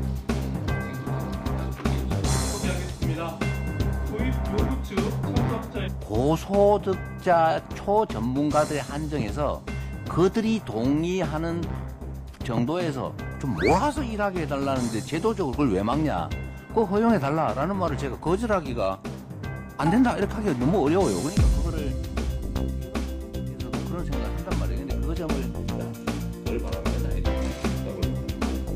그때 최근에 52시간제 문제로 많은 분들이 우려를 하고 계신데 저나 더불어민주당 입장은 명확합니다. 우리 사회가 노동 단축을 향해서 그리고 주고 4일 근무 사회로 나아가야 된다. 주고 4일 근무 사회로 나아가야 된다.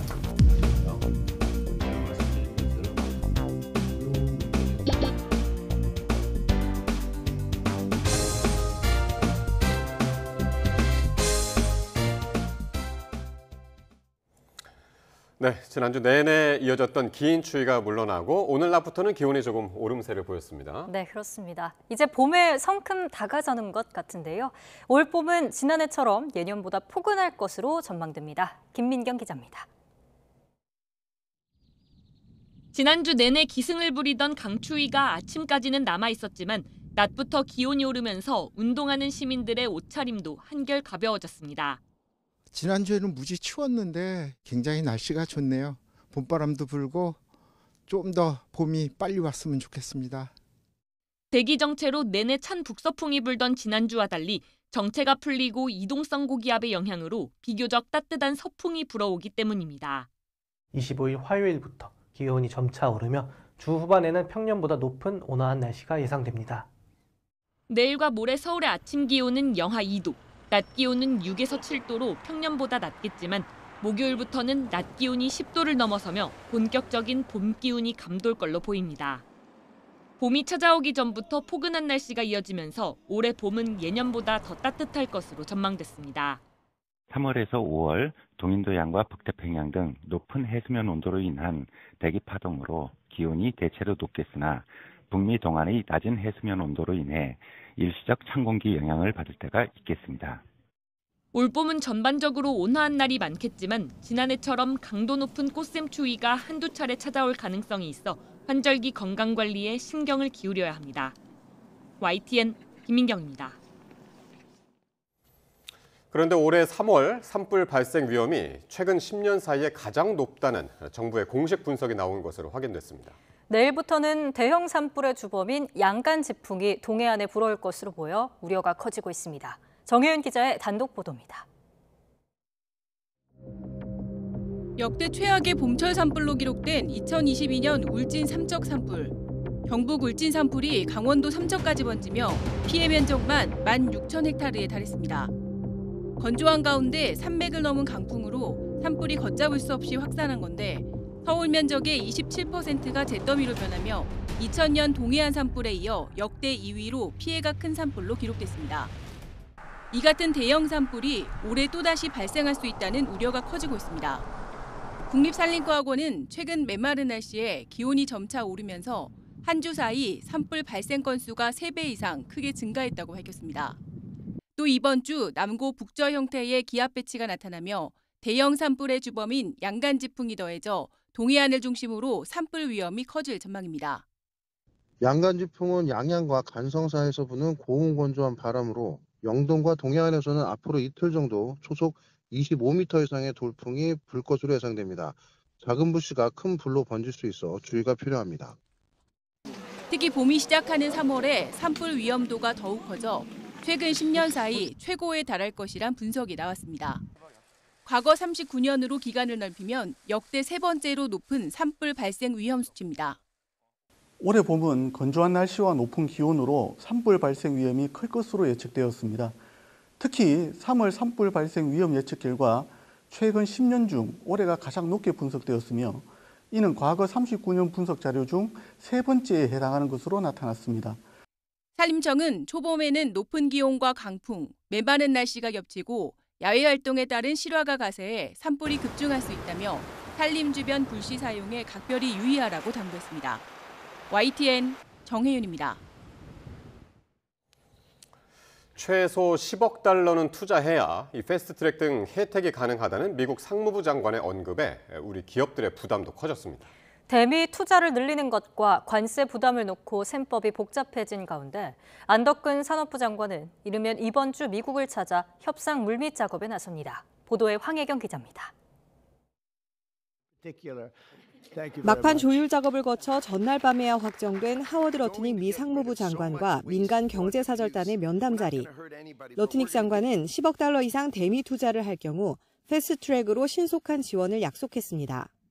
물론 10억 달러 미만이라도 지원할 수 있도록 노력하겠다는 말도 덧붙였습니다.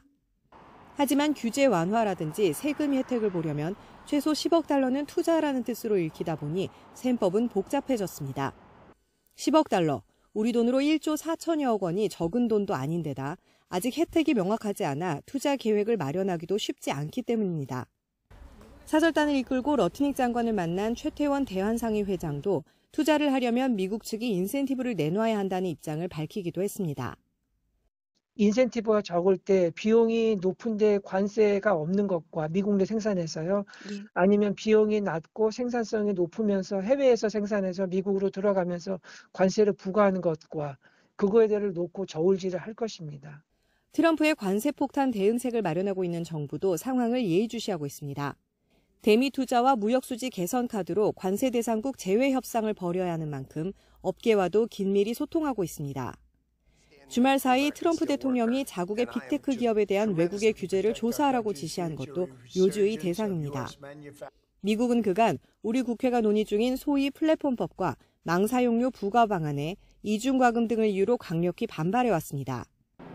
정부는 이 같은 조치가 미국 기업을 겨냥한 게 아니라 전반적인 플랫폼 독과점을 막겠다는 취지라는 입장이지만 미국 우선주의 칼날을 빼든 트럼프 행정부에 얼마나 먹힐지는 미지수. 안덕근 산업부 장관은 이르면 이번 주 미국을 찾아 관세 전쟁 대응을 위한 우리 측 입장을 전할 예정입니다. YTN 황혜경입니다. 한국은행 금융통화위원회가 내일 수정 경제 전망치와 기준 금리를 발표합니다. 올해 경제 성장률은 지난달 예고한 1.6에서 1.7% 성장률에서 추가로 얼마나 내릴지가 관심입니다. 경기 전망이 나빠진 만큼 채권 전문가 55%가 금리 인하를 예상하는 가운데 한은이 지난달에 이어 2연속 동결로 기준금리 3%를 유지할지 경기 부양을 위해 인하에 나설지 주목됩니다. 경기 남부 지역에 여러 채의 다세대 주택 등을 보유한 임대인이 수십억 원 규모의 전세 보증금을 빼돌렸다는 고소장이 잇따라 접수됐습니다. 임차인들은 A씨로부터 20억 원가량의 전세 보증금을 돌려받지 못했다고 주장하고 있습니다. 또 화성 동탄 경찰서도 고소인 28명으로부터 A씨에 대한 고소장을 접수해 피해 규모를 산정하고 있는 가운데 A씨가 여러 곳에 건물을 보유하고 있어 추후 피해 규모가 커질 것으로 예상된다며 각 지역으로 들어오는 사건을 병합해 수사할 방침이라고 말했습니다. 오늘 아침 8시쯤 서울 삼성동에 있는 공사 현장에서 미장 작업을 하던 일용직 노동자가 건물 지상 1층에서 지하 1층으로 떨어졌습니다. 이 사고로 50대 남성은 머리를 크게 다쳐 의식이 없는 상태로 병원으로 옮겨진 뒤 끝내 숨졌습니다.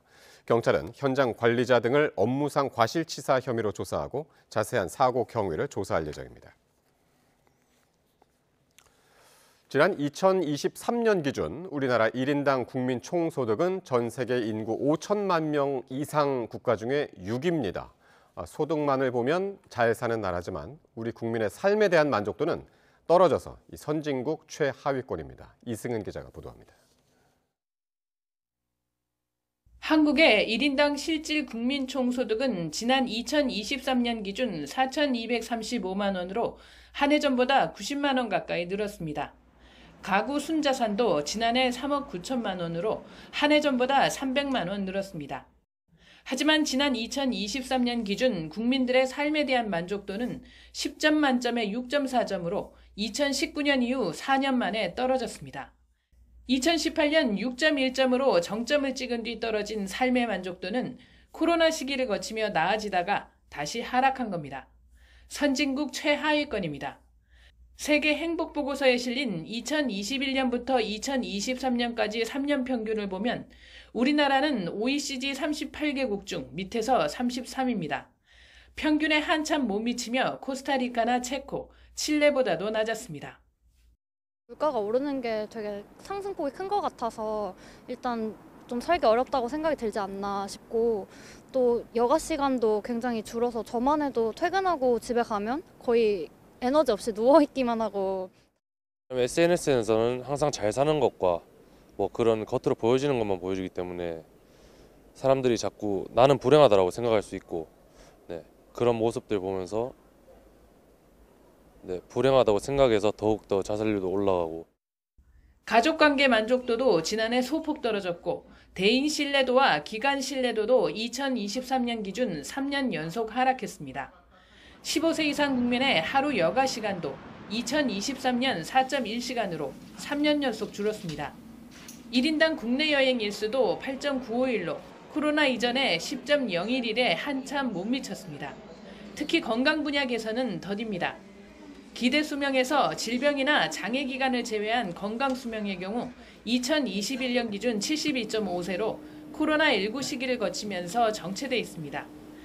특히 선진국 최고 수준인 인구 10만 명당 자살률이 2023년 27.3명으로 상승하며 9년 만에 최고 수준을 기록했습니다. YTN 이승은입니다.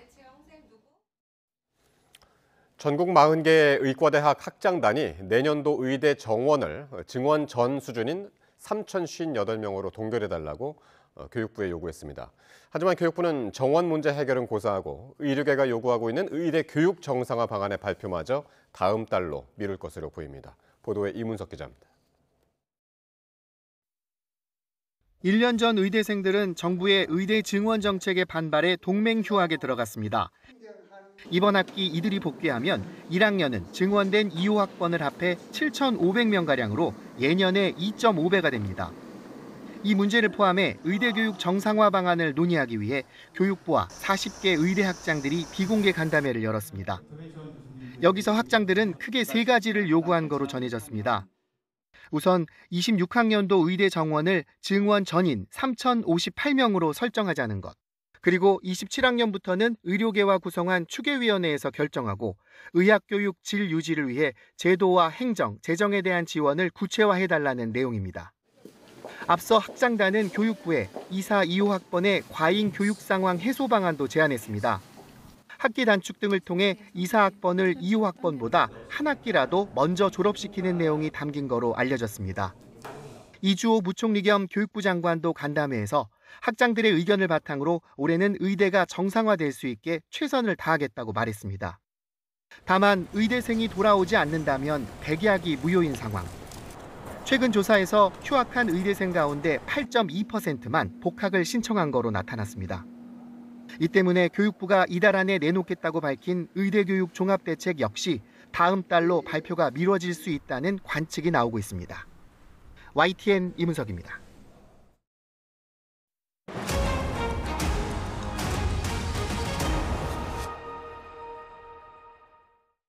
내일 윤석열 대통령 탄핵 심판의 마지막 변론 기일이 열립니다. 내일 오후 2시 헌법재판소에서 열릴 윤 대통령 탄핵 심판 사건 최종 변론 기일에선 청구인인 국회 측과 피청구인 윤 대통령 측이 2시간 동안 마지막 종합 변론을 진행합니다. 이후 당사자인 소추위원 정청래 국회 법제사법위원장과 피청구인 윤 대통령이 시간 제한 없이 최종 의견을 진술합니다. 재판부는 내일 최종 선고기일을 바로 지정하지 않고 추후 날짜를 잡아 통지할 것으로 보이는데 선고는 다음 달 중순에 내려질 거란 전망이 나옵니다. 탄핵 심판 마지막 변론 기일에서 양측은 탄핵 사유를 둘러싸고 총력전을 펼칠 것으로 예상됩니다. 윤석열 대통령 탄핵 심판의 쟁점, 김영수 기자가 짚어봤습니다. 계엄 선포부터 계엄 선포 이후의 행위까지 걸쳐 탄핵 심판 쟁점은 5가지로 추려집니다. 일단 비상계엄을 선포할 정도로 우리나라가 비상사태였는지, 정치활동을 금지한 포고령이 적법한지 따져야 합니다. 계엄 선포라는 행위와 명문화된 포고령이 있어서 비교적 사실관계가 명확한 만큼 양측 주장과 법리적 해석으로 정리할 수 있습니다. 국회 측은 계엄 법적 요건을 갖추지 못했고 포고령도 헌법과 법률을 위반했다고 주장하는 반면 대통령 측은 고유 권한으로 계엄을 선포했고 경고성, 호소용이었다는 점을 강조합니다. 국회와 선관위 등 헌법기관 봉쇄와 장악 시도는 그 자체로 계엄의 불법성을 판단할 중요 근거 가운데 하나입니다. 특히 계엄 해제 결의를 막기 위해 의원을 끌어내라는 지시가 있었는지는 탄핵 심판의 최대 쟁점으로 떠올랐고 정치인 등 주요 인사 체포 명단에도 관심이 쏠렸습니다. 이 의혹을 풀기 위해 헌재는 군사령관과 경찰, 국정원 수뇌부까지 증인대에 세웠고 증인을 직권으로 채택해 직접 신문하기도 했습니다. 정확하게 워딩이 본청 안으로 들어가라, 국회의원을 끌어내라 이렇게 했단 말입니까? 그렇습니다. 내부로 들어가서 의원들을 끌어내라. 국회 봉쇄와 정치인 체포 의혹이 증명됐다는 국회 측과 달리 대통령 측은 공작의 결과라고 맞서고 있습니다. 저와 통화한 거를 가지고 대통령의 체포 지시라는 것과 연결을 해서 바로 이 내란과 탄핵에 이 공작을 했다는 게 문제입니다. 증인 신문을 모두 마치고 최종 변론만 남겨둔 탄핵 심판. 양측의 막판 총력전이 헌재 판단에 어떤 영향을 미칠지 주목됩니다. YTN 김영수입니다. 네, 윤석열 대통령 탄핵 심판 마지막 변론기일. 윤 대통령의 최후 진술을 앞두고 있습니다. 쟁점을 두고 고발 난타전이 이어졌는데요. 유서연 기자가 취재했습니다. 국회의원 체포 명단이 담긴 이른바 홍장원 메모는 탄핵 심판의 중요한 쟁점 중 하나입니다.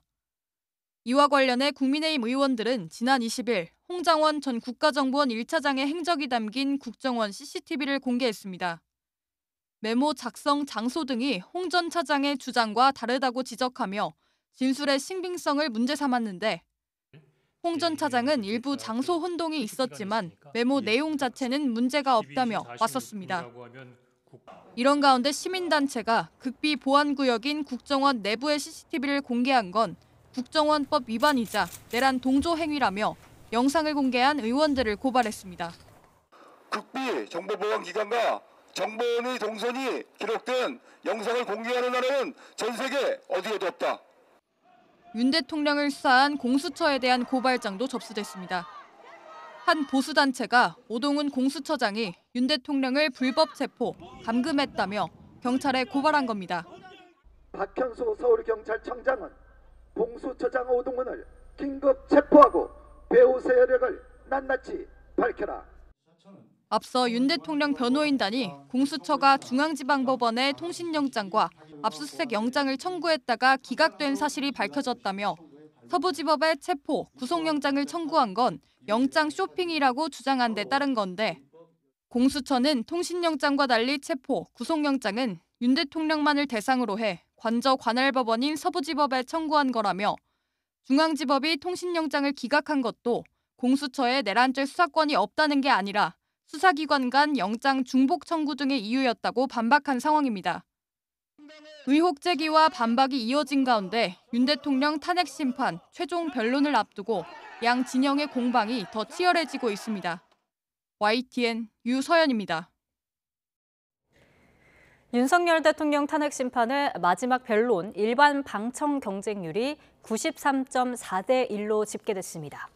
온라인으로 윤 대통령 탄핵 심판 11차 변론기일 방청을 신청한 사람은 모두 1,868명으로 이 가운데 20명이 최종 선정됐습니다. 헌재는 통상적으로 재판 방청권을 현장과 온라인 신청을 통해 배부하지만 이번 사건은 집회로 인한 혼잡 등을 이유로 현장 배부를 중단한 상태입니다. 여야가 연금 개혁 문제를 놓고 실무 협의를 가졌지만 지난주 국정협의회 때보다 의견 차이는 오히려 더 뚜렷해진 모습입니다.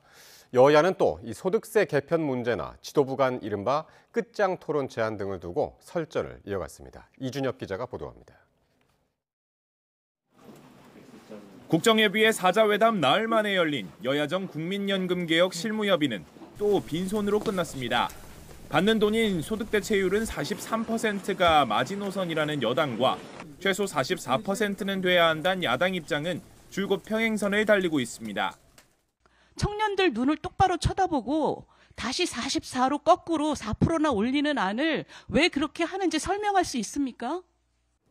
특히 국정협의회에서 민주당은 소득 대체율 44%를 받아들이고 국회 승인 조건을 달면 자동 조정 장치도 수용할 수 있다고 밝혔지만 이번 실무협의에선 시민사회와 노동계의 강한 반발을 이유로 추가 논의가 필요하다는 입장으로 선회한 것으로 전해져 입장차는 더 벌어졌습니다. 그런데 자동 조정 장치는 다른 구조의 문제와 연동되어 있는 문제이기 때문에 그건 구조개혁 논의 과정에서 함께 논의하자고 하는 것입니다.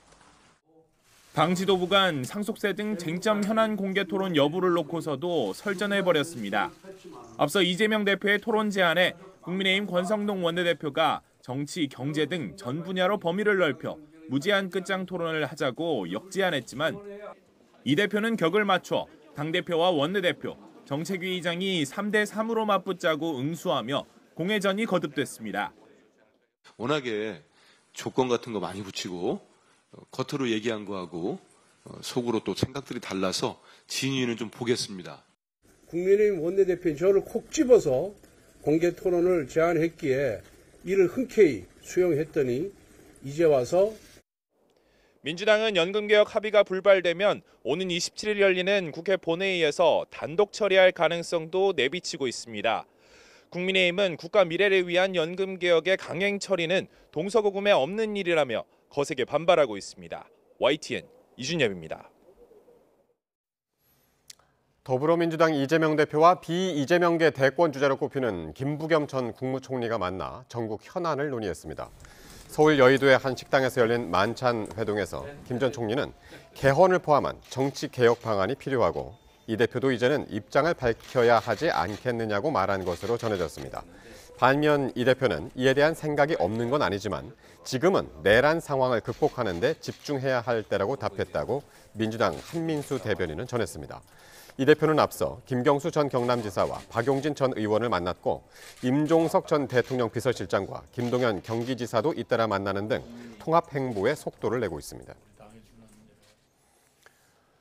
국민의힘 유승민 전 의원은 한동훈 전 대표와 협력 가능성에 열려있는 가능성이라고 밝혔습니다. 유 전 의원은 SBS 라디오 인터뷰에서 아직 한 전 대표를 한 번도 본 적은 없지만 나라와 당이 위기니 협력할 일이 있는진 서로 대화할 기회가 있으면 해보겠다며 이같이 말했습니다. 민주당 이재명 대표의 중도 보수 주장에는 이 대표와 민주당은 처음부터 진보가 아닌 사이비 진보였다면서도 국민의힘에도 책임이 있다며 당이 지금 중도층 마음을 얻으려 어떤 노력을 하고 있느냐고 반문했습니다. 트럼프 미국 대통령의 우크라이나 종전 협상을 보면 동맹 관계나 안보 지원도 철저히 거래 대상으로 삼고 있습니다. 이런 방식이 앞으로 한국과 타이완의 미래에 대한 예고편일 수 있다는 우려가 커지고 있습니다. 권영희 기자가 보도합니다. 우크라이나와 유럽을 배제한 종전 협상으로 트럼프는 유럽 안보의 틀을 뿌리째 흔들었습니다. 우크라이나 문제가 가닥을 잡으면 다음 순서는 태평양, 특히 동아시아 지역입니다. 먼저 트럼프가 북한과 직접 대화를 시도할 경우 한국이 배제될 우려가 큽니다. 미 국무부 고위 당국자는 트럼프가 집권 1기 판문점에서 김정은을 만날 때 문재인 당시 대통령이 끼는 것을 매우 꺼렸다고 밝혔습니다. 이렇게 되면 한국의 안보에 중대한 영향을 미치게 되고 특히 북핵 문제 해결에서 입지가 약화될 위험이 있습니다. We will have relations with North Korea, with Kim Jong-un. I got along with him very well, as you know. I think I stopped the war. 힘의 무대가 된 우크라 종전 협상은 중국의 타이완에 대한 욕심을 크게 자극합니다. 미국과 중국이 관세 등 현안을 놓고 협상할 때 타이완이 불리한 위치에 놓일 수 있습니다.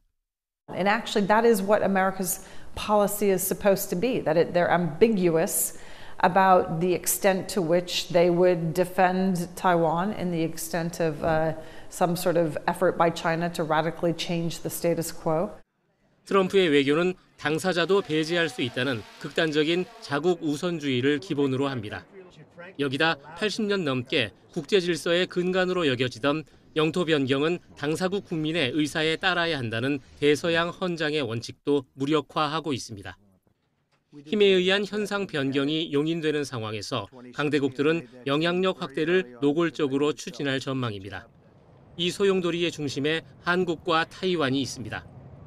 외교적 독립성 강화와 경제 안보, 동맹관계 재평가 등 종합적인 전략 마련이 시급해졌습니다. YTN 권영입니다. 미국이 우크라이나와 유럽을 배제한 채 러시아와 종전 협상에 나서자 일본이 눈치 보기에 나섰습니다. 적극적으로 우크라이나를 지원하고 러시아를 제재하던 입장에서 물러나 신중 모드로 돌아섰습니다. 도쿄에서 김세호 특파원입니다. 기시다 후미오 전 총리는 2023년 3월 우크라이나 키우를 전격 방문했습니다. 일본 총리로서 첫 전시 지역을 찾아 우크라이나와의 연대를 약속했습니다. 지금까지 17조 4천억 원 이상을 지원한 일본은 우크라이나 지원의 필요성을 강조해왔습니다. 今日のウクライナは明日の東アジアかもしれない。その強い危機感のもと 하지만 트럼프 미국 대통령이 우크라이나를 뺀 채 러시아와 종전 협의에 나서자 입장이 조심스러워졌습니다. 이시바 총리는 기시다 전 총리가 줄곧 언급한 오늘의 우크라이나는 내일의 동아시아라는 표현을 쓰지 않고 있습니다. ロシアに成功体験を与えないということをどうやって両立するかということについて私どもは知恵を絞っていかねばならんと思います。 트럼프 대통령은 제렌스키 우크라이나 대통령에 대한 맹비난을 이어가며 러시아에 한층 다가가고 있습니다. A dictator without elections, Zelensky better move fast or he's not going to have a country left. Got to move fast because that war is going in the wrong direction. In the meantime. 미일 동맹에 외교력을 쏟아붓는 일본으로서는 더 이상 우크라이나 지원과 대러 제재를 적극적으로 강조하기가 어려워졌습니다. 일본 언론들은 아무것도 발신하지 않거나 머리를 숙이고 눈에 띄지 않는 것이 상책이라는 일본 외무성 간부들의 발언을 전하기도 했습니다. 우크라이나 종전을 둘러싸고 미일 동맹의 실리와 국제 질서를 위한 명분을 모두 챙기는 것이 일본 외교의 커다란 과제로 떠오르고 있습니다. 도쿄에서 YTN 김세호입니다. 중국 당국이 새해 국정 1호 문건으로 22년째 농촌 문제를 꼽았습니다. AI와 드론 등 신기술을 접목한 미래상을 제시했는데 정작 빈곤 퇴치와 같은 기본 문제도 여전합니다. 베이징에서 강정규 특파원입니다. 농번기를 앞둔 육묘 공장의 자동화 설비가 15초마다 모판을 한 세트씩 찍어냅니다. 비닐하우스 양묘장에선 온도 조절과 통풍, 물주기도 스마트폰 터치 몇 번이면 끝입니다. 모판을 심는 무인 농기계. 운전대는 미리 입력된 경작 지도를 따라 알아서 움직입니다. 现在就在用这个手机，这个页面像游戏机一样。 농경지 농약 살포와 비료 배송은 드론이 대신합니다. AI 시스템이 한 해 농사 계획을 지휘하고 영농 정보 수집엔 인공위성까지 투입됩니다. 它在几百公里的高空，通过空中的这种摄像，我们都知道它种的是什么，种的怎么样。 중국 당국이 새해 국정 1호 문건 주제로 22년째 농업, 농촌, 농민, 삼농을 꼽았습니다. 올해는 신품질 생산력을 처음 언급하면서 영농 과학화와 산업화에 역점을 뒀습니다. 미국과 관세 전쟁 속에 식량 안보의 중요성도 더욱 강조했습니다. 我们14亿多人要吃饭，那么我国这个粮食总体上不是供大于求。 그러나 당국이 제시한 장밋빛 전망과 달리 국토의 64%를 차지하는 농촌은 빈곤에 허덕이고 있습니다. 도농 간 소득 격차는 여전히 2배. 도시 이주 노동자, 농민 공수는 3억 명에 육박합니다. 여기에 더해 고령화나 거액의 결혼 지참금 관행 등 중국 사회의 모순이 집약된 곳이 바로 농촌입니다. 2004년부터 농업을 국정 최우선 과제로 삼아온 중국. 농촌 문제 해결이 그만큼 어렵다는 뜻이기도 합니다. 베이징에서 YTN 강정규입니다.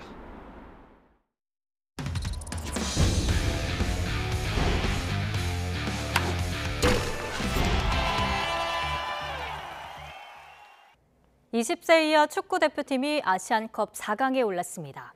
이창원 감독이 이끄는 대표팀은 우즈베키스탄과의 8강전에서 승부차기에서 골키퍼의 홍성민의 선방으로 3대1 승리를 거뒀습니다. 우리 대표팀은 26일 4강전에서 사우디아라비아와 만납니다. 이창원 감독과 홍성민 골키퍼의 말을 직접 들어보시죠. 너무 중요한 8강 경기였고 또 이겼어야 월드컵 가는 티켓이었는데 또 다행스럽게 또 이겨서 아주 기분이 좋습니다. 준비 잘 하고 있었고 또 승부차기 훈련할 때 한 10개 중에 한 8개 정도 자신 있었는데 충분히 무조건 이길 줄 알았습니다. 일단 부담은 덜었기 때문에 4강전 부담 없이 우리 선수들이 하고자 하는 모든 부분들을 잘 끌어내서 더욱더 철저히 준비해가지고 도전해 보겠습니다. 다음 달에 열리는 북중미 월드컵 아시아 예선 홈경기 장소가 고향과 수원으로 정해졌습니다. 대한축구협회는 다음 달 20일 3차 예선 B조 7차전인 오만과의 경기는 고양 종합운동장에서 25일 8차전인 요르단전은 수원 월드컵 경기장에서 열기로 했다고 밝혔습니다. 이번 홈 2연전은 모두 밤 8시에 시작됩니다. 우리 축구대표팀은 4승 2무로 B조 1위를 달리고 있어 이번 2연전으로 월드컵 본선 진출을 조기에 확정할 수도 있습니다. 여자 프로농구 아산 우리은행의 정규리그 우승을 이끈 김단비 선수가 정규리그 최우수 선수의 영광을 안았습니다. 김단비는 여자 프로농구 정규리그 시상식에서 기자단 투표 116표를 모두 얻어 역대 6번째 만장일치로 MVP에 선정됐습니다. 우리은행의 15번째 정규리그 우승을 이끈 위성우 감독이 개인 통산 10번째 지도자상을 받았고 올 시즌 평균 8.1점을 기록한 제일교포 4세 홍유순이 생애 한 번뿐인 신인상을 차지했습니다. 프로배구 흥국생명의 김연경과 KB손해보험의 비에나가 5라운드 최우수 선수에 뽑혔습니다. 여자부 김연경은 기자단 31표 가운데 18표를, 남자부 비에나는 15표를 받았습니다. 김연경은 5라운드에서 공격 성공률 1위에 오르며 1, 2라운드에 이어 세 번째 MVP를 받았고 5라운드 공격 성공률 1위, 득점 2위를 기록한 비에나도 3라운드에 이어서 두 번째로 최우수 선수에 선정됐습니다.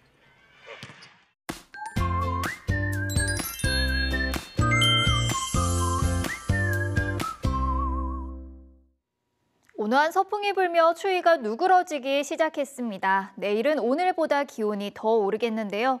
내일 서울 아침 기온은 영하 2도로 예년 기온을 회복하겠고 낮에도 7도까지 오르는 등 바깥 활동하기 수월하겠습니다. 다만 대기는 점점 더 메말라가고 있습니다. 특히 건조경보가 발효 중인 동해안 지역에는 내일부터 고온 건조한 바람인 양간지풍이 더해지겠는데요. 이 산불 등 화재 예방에 신경 써주셔야겠습니다. 내일 하늘에는 구름만 많이 지나겠고 밤사이 강원도에는 비나 눈이 조금 내리겠습니다. 내일 아침 출근길 심한 추위는 없겠습니다. 내일 서울 아침 기온은 영하 2도, 대구는 영하 5도, 부산은 0도로 출발하겠고요. 낮 기온도 예년 수준을 보이겠습니다. 내일 서울 낮 기온은 7도, 대전은 9도, 부산은 10도로 예상되고 있습니다. 남은 한 주간 맑고 건조하겠고 기온은 계속 오름세를 유지할 전망입니다. 지금까지 날씨 정보였습니다. 이상으로 뉴스나이트 마치겠습니다. 함께해 주신 여러분 고맙습니다.